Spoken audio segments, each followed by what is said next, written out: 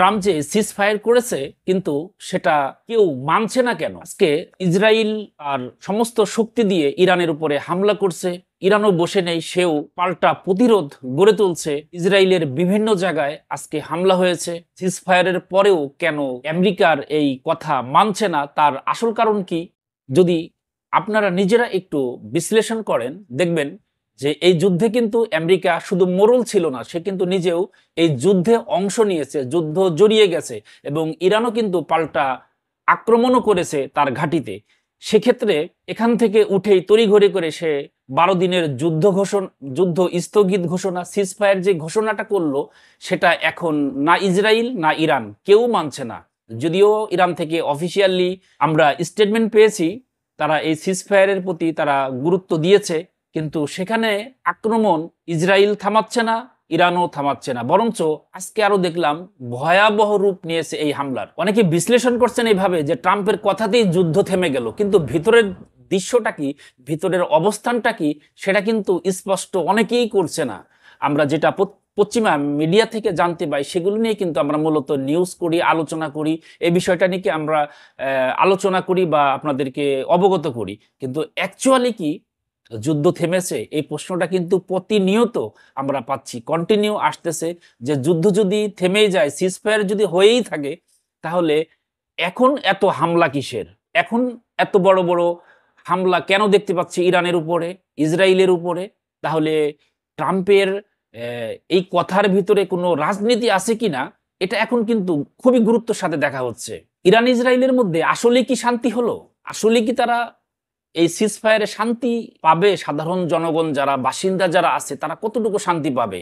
এটা কিন্তু একটা আরেকটি প্রশ্ন। এবং যদি আমরা দেখি যে যেখানে ইসরায়েলের সাধারণ নাগরিক তারা আশা করত যে ইসরায়েল এমন একটি জায়গা যেখানে পৃথিবীর সব থেকে সেফটি দেওয়া এবং সেফ জায়গা, সেখানে কিন্তু আজকে আমরা একটা ভিডিওতে দেখলাম যে সেখানকার মানুষ যেই তার ভবন ধসে পড়ার পরে যখন নাকি মিসাইল আক্রমণ করে, তারপরে এই ভবনটা যখন ধসে যায় পুরোপুরি, তারপরে ওর ভিতর থেকেই একজনের মানে আর্তনাদ, এটা সরাসরি তখন প্রচার করা হয়, তখন আমরা দেখতে পাই সেখানে সে তার আর্তনাদ জানাচ্ছে। এমনিভাবে ইরানের ভিতরেও আজকে ভয়াবহ যে হামলা হচ্ছে, এটাকে কিভাবে দেখবে ট্রাম্প? ট্রাম্পের কথা কি আসলে কেউ শুনছে না? এমনিতে আবার দেখলাম কয়েকবার বিবৃতি এসেছে, ট্রাম্প খুবই নেতানিয়াহুর উপরে বিরক্ত। অ্যাকচুয়ালি কি বিরক্ত, নাকি এটাই যুদ্ধের কৌশল তার? তিনি মুখে বলছেন 2 সপ্তাহ 24 থেকে 48 ঘন্টার ভিতরে আক্রমণ, এবার পরক্ষণে ইরান ঘোষণা দিল সে আক্রমণ করবে, সেখান থেকে তার ঘাঁটি থেকে মানুষজন সরানো হলো এবং সেখানে ইরান আক্রমণ করলো। এগুলা অনেকেই বলছেন এটা একটা নাটকীয়তা চলছে যুদ্ধের ময়দানে, যেটা হলিউড ফিল্মে আমরা দেখে থাকি, সেরকমই একটা নাটকীয়তা যেন আমাদের সামনে যুদ্ধের নামে চালানো হচ্ছে। কিন্তু অ্যাকচুয়ালি এই যুদ্ধের ডাক শাক বা যেভাবে আমরা আশা করছিলাম যে ইরান এবং ইসরায়েল দুইজনেই যে যার যতটুকু সমর্থ ক্ষমতা আছে, অস্ত্রবল, রাজনৈতিক বক্তব্য বা বিভিন্ন ধরনের তাদের যেই ক্ষোভ উদ্বেগ অথবা যেই দীর্ঘদিনের ক্ষোভ, এটা ঝাড়বে কিভাবে যুদ্ধের ময়দানে, সেটা দেখার জন্য কিন্তু অনেকেই দীর্ঘদিন ধরে তাকিয়েছিল।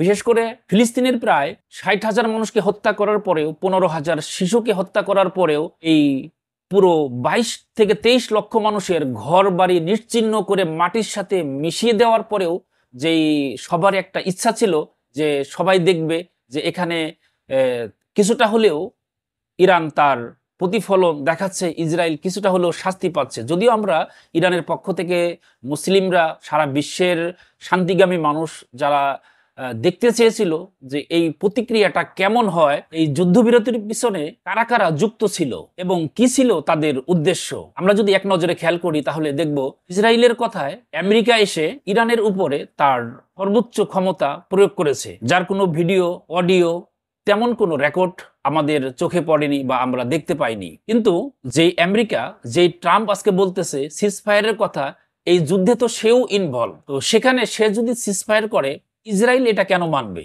বা ইরানি বা কেন মানবে? কারণ সে তো নিজেই এই যুদ্ধের সাথে ইনভলভ। আর এই সিজফায়ারটা একরকমের, অনেকে বলতেছেন যে এটা এই যুদ্ধের একটা কৌশল। যদি এই যুদ্ধের কৌশল নাও হয়ে থাকে, যদি অরিজিনালি যুদ্ধবিরতি হয়ে থাকে, তাহলে সেখানে তো আমরা দেখব যে ঘোষণা হয়ে গিয়েছে, তারপরে তো পরস্পরের প্রতি বা একজন আরেকজনের উপরে এভাবে হামলা করার তো কোনো উদ্দেশ্য হয় না। আর যদি বন্ধই না হয়, তাহলে হয়তোবা এমন হতে পারে যে ট্রাম্পকে দুইজনের একজনও সেভাবে বিশ্বাস করতে পারছে না বা মানে না নেতা হিসাবে বা বিশ্ব মোড়ল হিসাবে। যদি এমনটাই হয়, তাহলে মিডল ইস্টের যেই রাষ্ট্রগুলো আছে, ইসরায়েল এবং ট্রাম্পের এই কৌশলকে কিভাবে দেখবে অন্যান্য রাষ্ট্ররা, যারা এতদিন পর্যন্ত ট্রাম্পকে বড় চেয়ার, বড় আসন, বড় অর্থ এবং বিভিন্নভাবে তাকে যেই মূল্যায়ন করে এসেছে, সেটা ট্রাম্পের জন্য কতটুকু হানিকর হবে বা কতটুকু অমূল্যায়ন হবে, সেটা কিন্তু এখন স্পষ্ট হয়ে যাবে। 4 নম্বরে, এই যুদ্ধবিরতির আসলে কি কি শর্ত রয়েছে। প্রত্যেকটা যুদ্ধ যখন একটা বিরতিতে আসে বা একটা সিজফায়ার হয়, তখন আমরা দেখতে পাই বিভিন্ন সময় এই ইসরায়েল এবং হামাসের সাথে যেই কয়েকবার যুদ্ধবিরতি ঘোষণা হয়েছে, বিভিন্ন সময় দেখেছি এ পক্ষের কিছু দাবি থাকে, আরেক পক্ষের কিছু দাবি থাকে, বিভিন্নভাবে একটা সমঝোতায় আসার পরে সিজফায়ার হয়। কিন্তু এখানে অ্যাকচুয়ালি এই দুই পক্ষের কার কি দাবি দেওয়া ছিল, কে কি চাইলো আর কে কি পাইলো, এমন একটা ব্যাপার যে কার কি চাওয়া পাওয়া ছিল, সেটা কতটুকু কার আশা পূরণ হলো, যার মাধ্যমে তারা এই যুদ্ধবিরতিতে একত্রতা ঘোষণা করলো, সেটা কিন্তু এখন আমরা স্পষ্ট পাইনি। 5 নম্বরে আলোচনার বিষয়, এই যুদ্ধবিরতিতে বাংলাদেশ সহ পুরো মুসলিম দেশগুলোতে কি কি ধরনের প্রভাব পড়তে পারে, সম্ভাব্য বিষয়গুলো। বিশ্বের ভিতরে যে রাষ্ট্রগুলো আছে, যেমন বর্তমানে পাকিস্তান, তুর্কি, এমনকি আরো আদার্স যে মুসলিম রাষ্ট্রগুলো আছে, তাদের উপরে কি ধরনের প্রভাব পড়তে পারে এই যুদ্ধ শেষ হওয়ার পরে বা এই সিজফায়ারের পরে, সেটাও কিন্তু আলোচনার বিষয়। এমন হতে পারে একটা একটা করে পরবর্তীতে রাষ্ট্রকে চাপে ফেলা যেতে পারে বা চাপে ফেলতে পারে, এরকম কোনো বিষয় আছে কি?